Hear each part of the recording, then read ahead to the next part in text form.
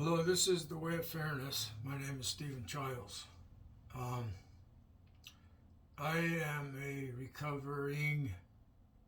sometimes recovered alcoholic.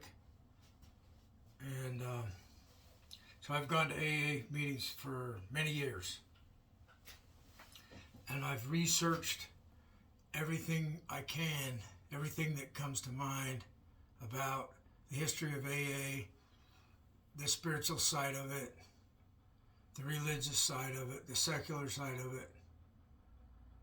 And I know what it is that's within it that has worked for me. I have this idea of simplifying it. You know, there's a phrase at AA, keep it simple, stupid.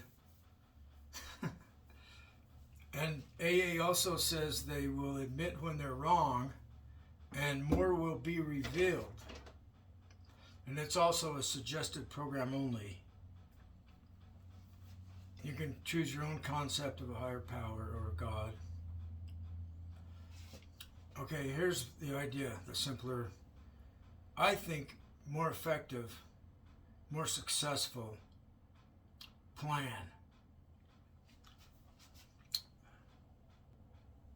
or program. At AA, you admit you're powerless over alcohol, that you can't drink, so you need help. And then step 2 is that we think a power greater than ourselves will restore us to sanity. It makes a good argument how to continue drinking when you're alcoholic is some form of insanity. And then the 4th step, it's a fearless moral inventory. And this is where I will define what the morality is. It's not defined in the big book. Morality is fairness. That's all there is to it. And it explains how we stepped on the toes of our fellows and they retaliate. And because of fear, we try to lie our way into things and out of things. Fear of being caught, fear of not getting what we want, fear of getting hurt. So that's along the lines of cowardice. If you're afraid of some kind of discomfort. We talk about getting out of our comfort zone. Okay, so we stop drinking and we ask for help. And then we spend a lot of time, sometimes people spend years to get their 4th step, to get to their 4th step, to where they're changing their moral behavior. And it explains in the forewords of the book that they were working with moral psychology. So it's a psychology based on correcting your morality.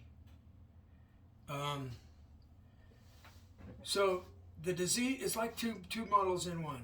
It's a disease of alcoholism that you're powerless over. It's not your fault that you have it. And then the way to stop is through moral change, making amends for your wrongs done in the past. Okay, so here it is. Here's the simple idea. From day 1, you admit you need help to quit drinking. And then people are there to help you. And you can use a God concept or not. Doesn't matter. You can believe there's one with all power or not. It doesn't matter.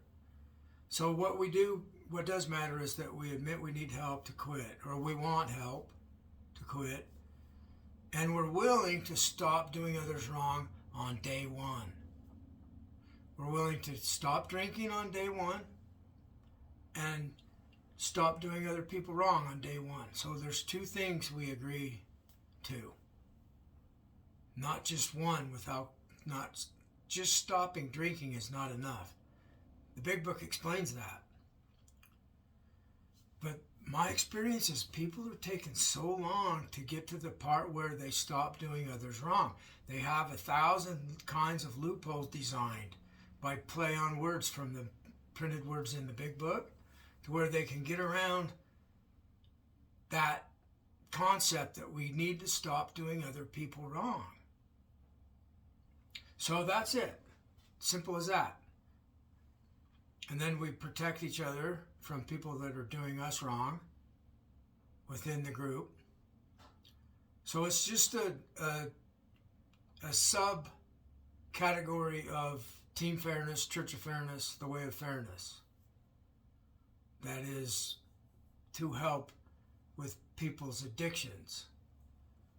And you could divide it further into like power addiction, love addiction, sex addiction, drug addiction, alcohol addiction, work addiction, all the different specific varieties, gambling addiction.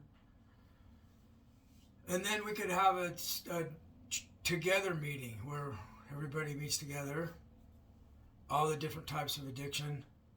One of the addictions that's not really been spoken of much is power addiction. Addiction to being powerful over others. And that's when the gaslighting starts. It's incredible how they can turn things around so you're the one that got hurt, and they turn it around so you're the one that's doing wrong. People don't even dare come forward with things that happened to them because they'll get gaslighted. That's what happened with the president of, I forget the country. She's of the first female country. It's in Eastern Europe. And she pardoned some predatory child molester. And the government was part of the problem there.